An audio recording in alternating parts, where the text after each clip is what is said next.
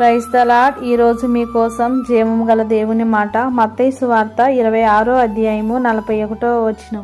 మీరు శోధనలో ప్రవేశించకుండానట్లు మెలకువగా ఉండి ప్రార్థన చేయుడి.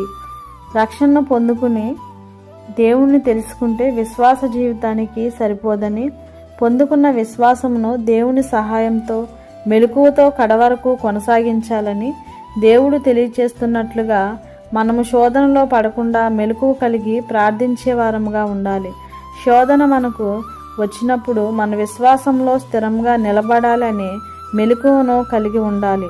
క్రూరమైన తోడేళ్ళు మనలో ప్రవేశించుకుంటున్నట్లు, అంటే మన విశ్వాసం నుండి తొలగించే యుక్తిగల గుంపును గూర్చి, అబద్ధ బోధకులను గూర్చి, విభేదములను పుట్టించి అసమాధానమును కలిగించే యుక్తిని గూర్చి జాగ్రత్త పడాలి.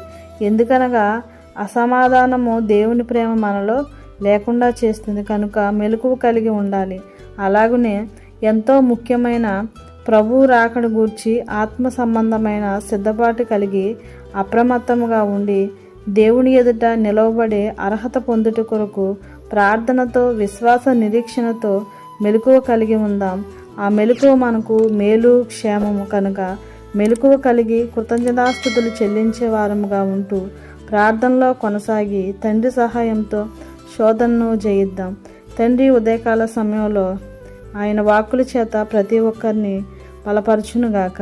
ఆమేన్. ప్రార్థన. శక్తిమంతుడువు ప్రేమామయుడువైన మా ప్రియ పరలోకపు తండ్రి, మీకు స్తోత్రములు. దేవా, మేము శోధనలో పడకుండా మెలకువ కలిగి ప్రార్థించే శక్తిని మాకు దయచేయమని యేసుక్రీస్తు వారి నామంలో ప్రార్థిస్తున్నాను తండ్రి. ఆమేన్.